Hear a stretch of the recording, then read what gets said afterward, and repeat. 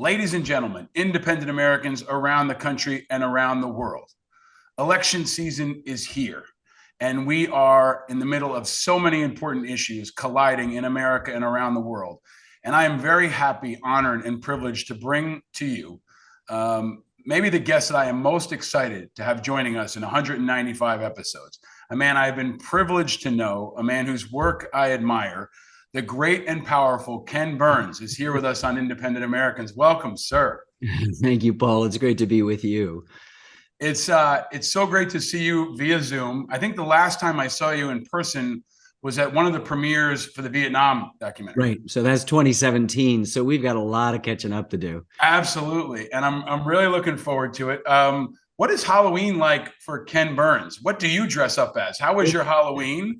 And what was that week like for you? You know, I have four daughters, the youngest of whom is 12, the oldest is 40. So Halloween is beginning to recede. It's never been a favorite of mine, except when I was in college. I went to Hampshire College in Amherst, Massachusetts in the early 70s, and we kind of invented Halloween. You know, we had at that point, Halloween was just kids going out and maybe some teenagers causing some tricking. But we invented the whole party thing and made Halloween, I think, like the second biggest holiday on the thing. But I was actually working. I live in rural New Hampshire. You know, I didn't turn the lights off, but nobody stopped by.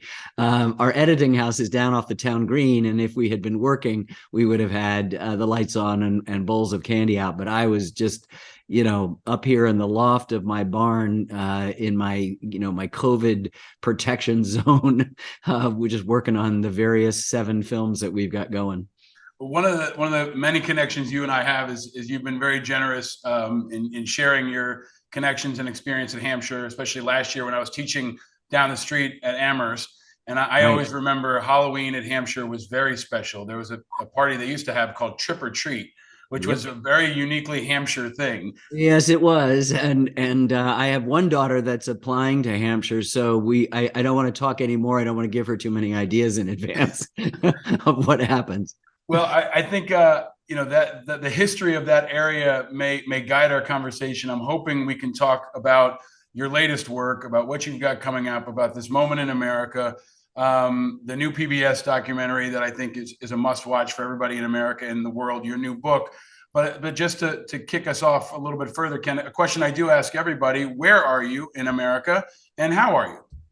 I'm in Walpole, New Hampshire, where I have lived for the last 43 and a half years. I fled New York thinking that becoming a documentary filmmaker in American history was a vow of anonymity and poverty. I'm happy that they haven't turned out, but the great smart thing that I've done, probably the smartest thing I've done, was to stay here and to work and give the kind of insulation these deep dives into history require. I'm in a barn that I built in 2012 that we use for screenings, and they're in place of horse stalls. We have bedrooms for visiting producers and advisors. And COVID, I left my office where I had several other coworkers just to thin things out and moved up here. And besides my kitchen table in the house, where I've slept for 43 years and where my first 2 daughters were born in my bedroom. At my kitchen table, I do a lot of work, and I do a lot of work here. We have Zoom editing sessions and mixing sessions and a lot of stuff.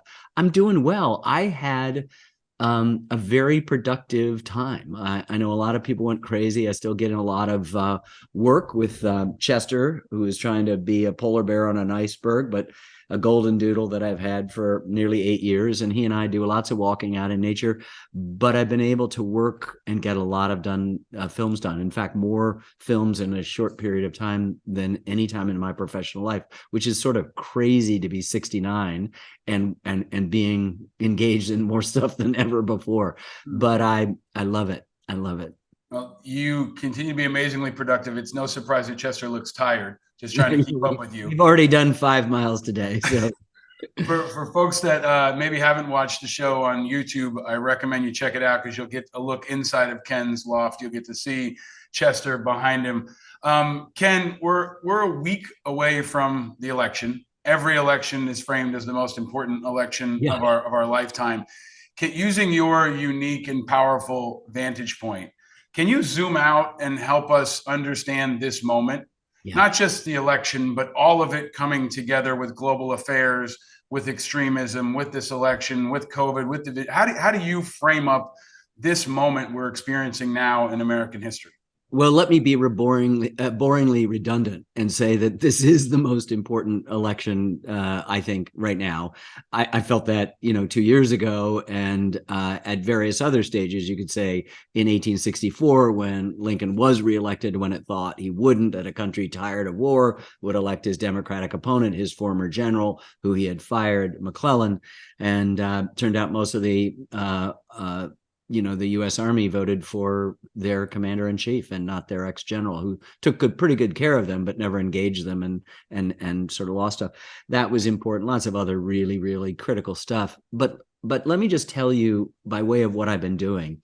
In September, we released a film, a 3-part, 6.5-hour miniseries called The U.S. and the Holocaust. It was scheduled for 2023, comfortably doing it. About a year and a half ago, I looked at my co-directors, Lynn Novick and Sarah Botstein. And by the way, everything you like about our films are the people who work on it. If you don't like them, it's all my fault. And I just said, we got to accelerate this. We have to be part of the conversation, because everything that was going on then in the decades leading up to the 1930s, anti-immigration sentiment, xenophobia, nativism, racism, anti-Semitism had been on the rise. There'd been this flirtation with a pseudoscience called eugenics that believed that there is a hierarchy of races that people that, very famous, very good people subscribe to, which is bunk.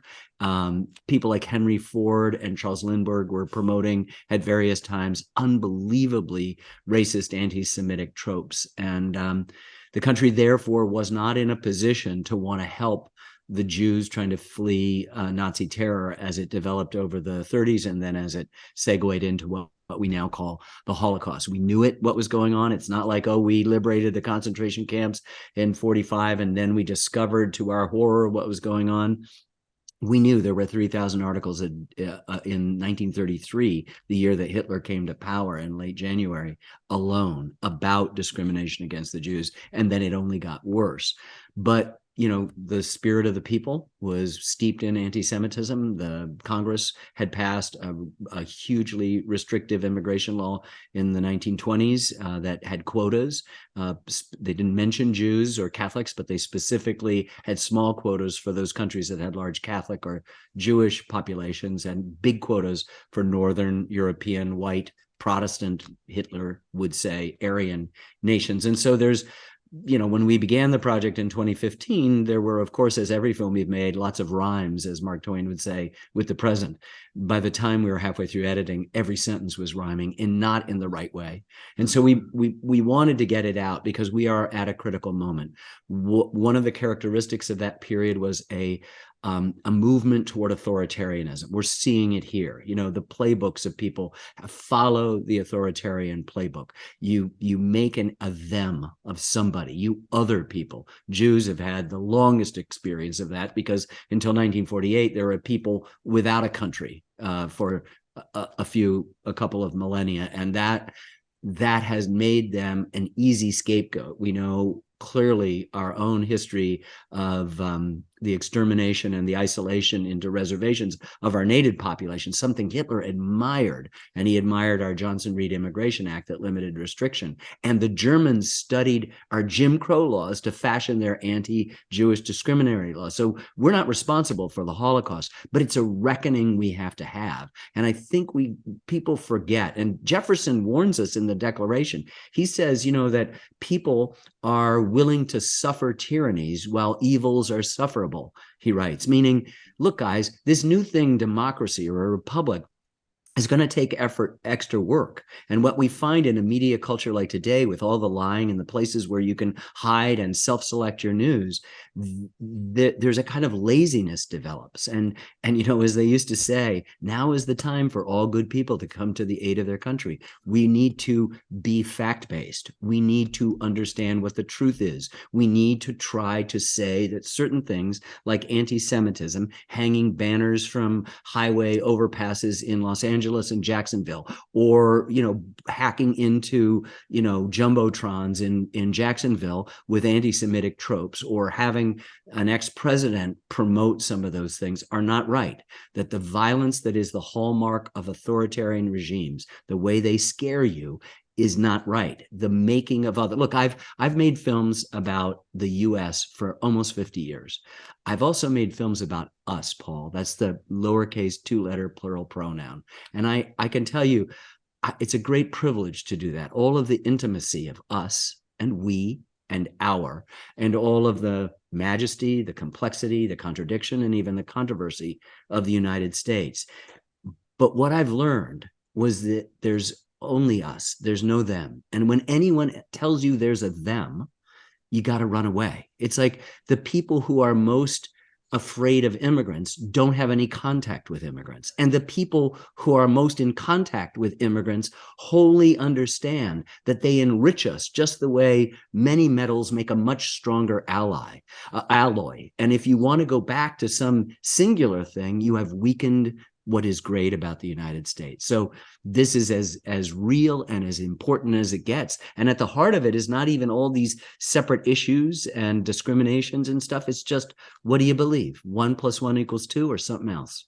Because we are being told, and lots of people are believing, that 1 + 1 = 14, and they're living their lives in the shadow of this disinformation, which is part and parcel of the beginning of the decline of any institution. And so the things we have counted on in the 3 great crises that preceded this crisis now, the Civil War, the Great Depression, and World War II, that is to say, the free and fair elections, the peaceful transfer of power, the independence of the judiciary, are all up for grabs right now. So this is what makes this a critical moment. And nearly all of my films have addressed the complexity of the United States, the contradictions even, but still celebrated its exceptionalism.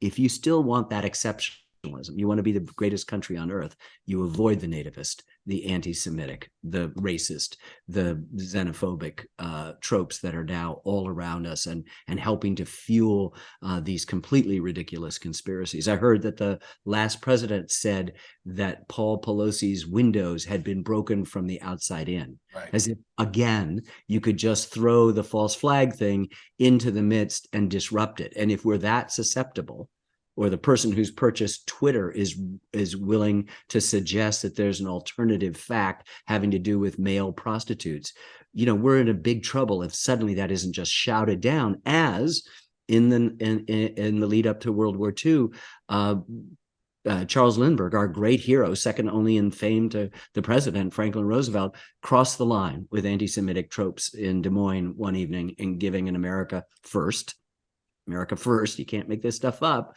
And finally everybody said no more, right? The voice is Lindbergh's, the words are Hitler's, is what people said. And Ken, he disappeared. This is why we needed to hear from you now to frame all that up. But another constant theme of everything you do is national security and global security. Yeah. And that's something we've always focused on in this show, and I think is kind of a piece of this that folks underestimate. So given your deep understanding of national security threats, can you frame up this extremism we're seeing now versus extremism we've seen in the past? How severe is this as a national security threat? So it's hugely important, because it used to be, the trope was that everybody's partisanship ended at the border, and then we sort of shared a vast middle of how we related to the rest of the world. You could argue, in the case of Vietnam, we're not going to police here, we shouldn't be policing there, and reasonable people can disagree. But now you have a situation where you have one of the most threatening entities in China, in both our business world, but in our national security, and you have people who are admiring the dictatorship of Xi in China. More importantly and more immediately is, of course, what's going on in Ukraine. And you have the speaker, the possible future speaker of the House, saying, this is not a slam dunk for supporting Ukraine. Now, what we have done is we have reunited the NATO alliance, which has had its own stresses and strains over the years, and the last president did his best to undermine it in support of dictators like Putin and Viktor Orban, but in Hungary. And Italy has just switched to a far-right government. There's lots of stresses in Britain and in France and other places. Sweden just had that. But we've been able to hold it together, understanding that by stopping the Russian aggression in this, and by the way, Putin is referring to the Ukrainians as fascists, which is unbelievably Orwellian in its disinformation, because of course they have a Jewish president, and they've done magnificently, and we have been one of the reasons they've done magnificently. And the great anxiety, I believe, not just in the United States but in the world, is if we create another vacuum of leadership as we had between 2017 and 2021, that we will lose the momentum that we've gained in so many places, the ability, as we've always been able to do, to muster a kind of democratic spirit of things. And if you're now having people throughout the country, from dog catcher to president of the United States, talking about, well, maybe it's democracy's not the way, we're in big trouble. This, Franklin said at the end of the Constitutional Convention, when asked, what have you created, a monarchy or a republic? He said, a republic if you can keep it. And 246 years, it's never really been, even during the Civil War, whether you could keep it, right? Because all of those institutions, like free and fair elections and peaceful transfer of power and independence of the judiciary, were just kind of, and there have been crimes and people have been discriminated. African Americans have had a wholly different experience on this continent than anybody else, even different slightly than Native American people, having been enslaved in a supposedly a free country. If you have an experience of being unfree in a free land, man, you have to improvise even more than Americans already improvise. So we've got a complicated moment right now that we have to address, and the stresses are from outside and from inside. And I think we have to go back to where we used to be, where a vast middle, whether it's Republican or Democrat, understood national security issues, understood domestic stuff, and could come together, like the Civil Rights Act. A lot of Republicans voted for it when a lot of Southern Democrats did not. And that made that possible. And now you have ideologues appointed to the Supreme Court who are undoing the sort of fundamental improvements that were made to the flawed nature of our republic. So, we don't want to go backwards. And the idea that you could go backwards is regressive in every sense of that word. Ken, you covered so many things I wanted to get to over the course of this interview, and you're weaving it all together in a way that maybe only Ken Burns can. And I want to pull out one part of it. I want to come back to the division in America. This is Independent Americans. I want to get your thoughts on the political dynamics and the opportunity for moderation and independence and unaffiliated. Before we get to that, I want to stay on Ukraine for a second, because you're the master storyteller. What is the story of Ukraine right now? Because for us, I think for me and for many other veterans especially, it almost feels like Ukraine is more American than America is right now. And it's got this spirit that's galvanizing and motivating the world. But how would you describe the story of Ukraine right now? Yeah, I think that's it. It's a really good way to describe it, Paul. It's a David and Goliath, and we presume going into the battle, we've somehow, just in the last few years, I think it's because of the way the NFL has capitulated completely to the gambling industry, that everything is an odds, right? So the odds of David versus Goliath are, we're gonna not even take the points, whatever that means. Yeah. And here they are. And they have effectively, even before we started coming in, checked. I mean, Putin really thought he'd be in Kiev with Zelensky dead in 48 hours. Well, here we are. That was February. We're in November, And that's not happened. Now, a lot of it is the muscle that we've been able to exert. But yes, the spirit of Ukraine, it's insistent on democracy. They have something to fight for, and they're fighting for democracy. They're not fighting for some conspiracy theory that doesn't exist. They're not fighting for a lie. They're not fighting for that. And that's where a good deal of the energy of the United States has been dissipated in this kind of binary division between, deniers or acceptors or whatever. There is a truth, it was, as his own election guy said, the freest and fairest election of all time. And he lost by 7 million votes. Admitted, as we know from lots of evidence, that he knew he lost, but nonetheless has done what people have done throughout time. Human nature doesn't change. The Bible tells us this, what has been will be again, what has been done will be done again. There's nothing new under the sun. That's Ecclesiastes. That's the Jewish part of the Bible, right? That's, and let's remember, Jesus Christ was and never left being a Jew, right? He didn't want to start a religion. People founded a religion for him, but he was a Jew. And so as we look at the anti-Semitism, which is part and parcel of the easy, facile, authoritarian moves, it's just not true. Human nature doesn't change, and these forces have to be defeated by the forces of light. And though they don't have any, as Liz Cheney and Adam Kinzinger and other brave folks, this is not having anything to do with party labels. There's nothing to do with Democrats or Republicans. It has to do with people who've read the Constitution and agree with it, or really think that all of that just to keep America white or pure or whatever the argument is. It's just, in that it's eugenics again, only it's just now named it. There's no hierarchy of races. There's only one race, Paul, and that's the human race. And everybody's the same. Somebody from Uganda loves her kids as much as somebody else. Somebody from another country is going to be, try to cheat and steal or embezzle. Another person's going to tell lies. Another person's going to be virtuous. Another person's going to be self-sacrificing. There's no nationality or no race that has a majority claim on any virtue or any vice. Ken, we've unpacked a lot of conflict and war over almost 200 episodes on this show. We've had a lot of Vietnam veterans, Iraq and Afghanistan veterans. Wayne Smith was on this show, who was a part of your brilliant Vietnam documentary. You mentioned Adam Kinzinger. I talked to folks, in advance of this and said, I'm going to be talking to Ken Burns, and about a huge percentage of our audience are post 9/11 veterans. Half of those veterans are independents. And the question I get often is, can you ask Ken Burns, when is he going to do a film about our war?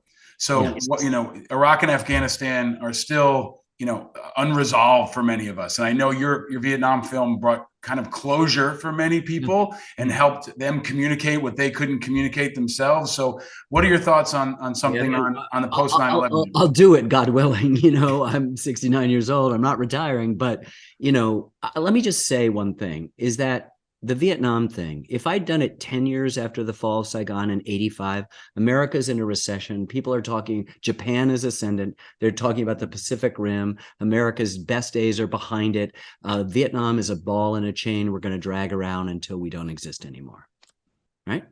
If I'd done 10 years, 20 years after the fall of Saigon in 95, we're the single sole superpower in the world. We're in the midst of the largest to then peacetime economic expansion in the history of the United States. We have just won a first Gulf War with a coalition of dozens of states with one arm tied behind our back. If I'd waited 30 years until 2005, where we're bogged down in Afghanistan and Iraq because of 9/11, we began to make parallels. So this is a lot like Vietnam. This is why it's not like, this is what it is. Yeah. So by bringing it out a decade, 12, and then plus 2 years after that, you have the ability to see things from the different peaks, the different perspectives, right? And so we think that the past is fixed. It's unbelievable malleable, because think of the film I'd make in 85 or 95 or 2005, but we didn't. right? It came out in 2017. And so it was able to average these things and not become susceptible to one view. So the passage of time gives you the perspective to more, in astronomy, it's triangulation, right? You can find out the distance to a place more easily if you know several distances. So we triangulate. And so I would say, just give me some time to get a distance from it, and then I'd be able to look back and talk about your war. I can't wait. And because I know you will be able to communicate what our generation has struggled to communicate for ourselves. And I know you'll channel our voices in doing that as only you can. We talked about this piece of the cleavage in America that exists in our politics. This is independent Americans. We talk a lot about the rise of those who want not just something moderate, but none of the above, who reject the two-party duopoly. You have this amazing perspective on the history of America. Can you talk about this political moment for those who feel politically homeless, for those who reject the Republican and Democratic Party? I know you've supported, candidates in the past. You've been outspoken, but historically, how do we see this opportunity for everyone else who feels politically homeless to rise up or unite or have an impact in the next few years? Yeah, that's a super important thing, because of course, how our political system has evolved is into essentially a two-party. It's not always been the case, but it's been, for the most part, a two-party thing, or in essence, a binary stuff, right? For or against. And we've been able to make decisions like that. But there is a sense for a growing number of people that neither party has represented them. One party has been more effective in harnessing that disaffection to energies that are malevolent.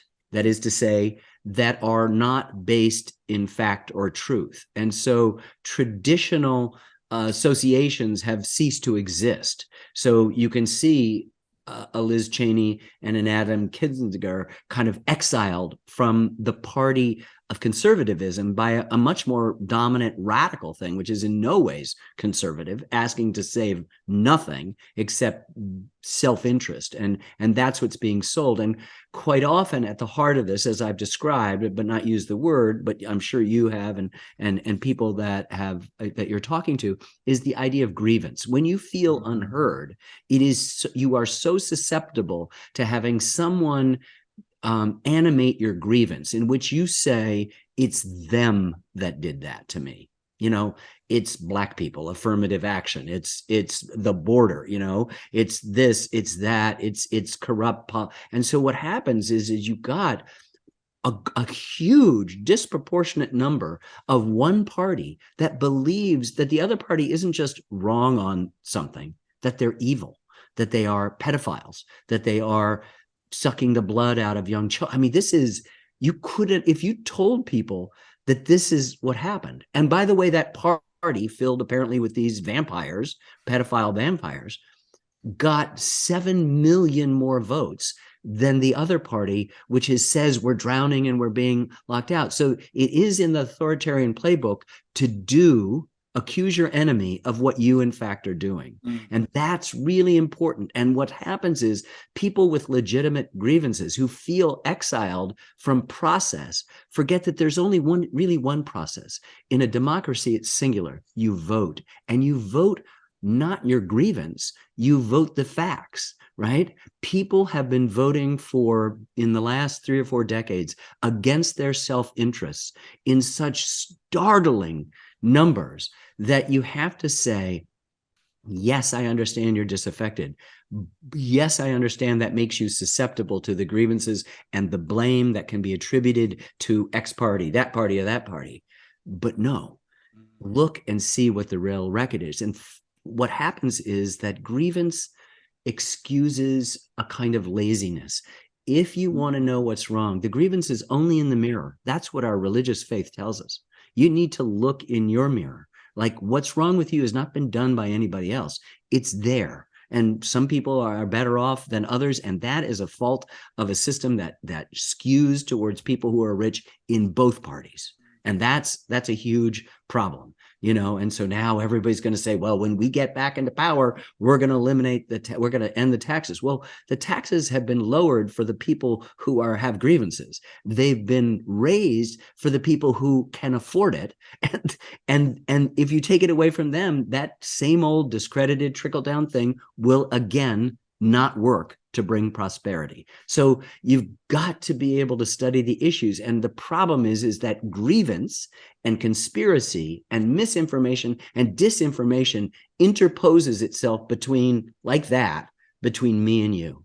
And what we have to do is, this as I don't mean to go so biblical on you, but the scales from our eyes need to fall off, my ancestor, the poet Robert Burns, said, "Oh, would some power the gift to give us to see ourselves as others see us." Mm-hmm. And we are now in a media state where everything we feel is fine. Every moment is to take a picture of me, not out in the world. Right. And so we've lost a little bit of our ability to come together as community. Let me just put the finer point on this by saying social media it's not social. You know what it's like to go into a room of adults or teenagers or whatever it is. And what are they all doing? They're all on their individual. That is not social. Right. I'm into community. I live in a tiny town where we see each other. We go to the post office, we wave, and maybe they are opposite of my political beliefs, but that doesn't matter. We're still Americans. We still want the best for our kids, the same thing. But, we've become too fractured because of the way those grievances have been misused by people with only malevolent intent. Ken, that is such a powerful focus for folks to understand. The unpacking of grievance and the power of grievance is so important and urgent right now. I know you've offered to stay around for a couple of quick fire questions for our Patreon members. Thank you for doing that. Thank you to them for helping make this happen. Stick around for that if you're a part of that group. But a final question, Ken, before we wrap here. I'm so glad you're the guy we're talking to before the election. So this will drop, a week before the results. A week from now, half the country will have grievance because they will have lost or won. Do you have a message? Because you have a unique ability to reach people of all backgrounds.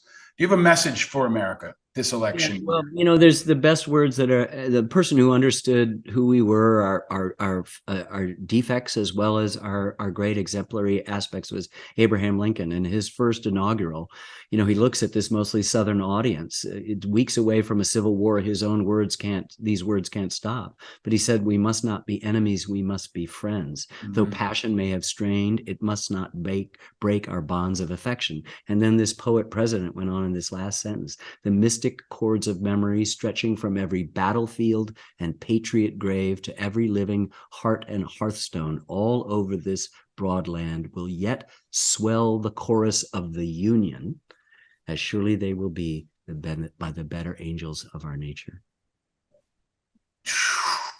Mystic cords of memory, better angels of our nature. And those cords are not ropes that bind us together. They're musical chords. It's a kind of harmony of working together. If you want to continue to play your single note, have at it, but you won't have that republic around to tell Benjamin Franklin, yes, we kept it. Ken, you are a national treasure. You are a great American. You are a patriot in the best sense of the word. You are so generous with your spirit and with your time and with your talent. Thank you for spending some time with us. I hope you will come back. And I hope that we can all remember your words throughout these next couple of months. Everyone should definitely check out the new book, Our America, and go watch the PBS series, The U.S. and the Holocaust. It's a must for every American. And everything you say and do is a must for all Americans. Thank you, my friend, for all you do. And thank you to your dog, which is somehow still asleep and resting because he's keep up. He's yet to disrupt something in almost 3 years of being up here. Thank you, my friend. Stay Thank you. Great to see you.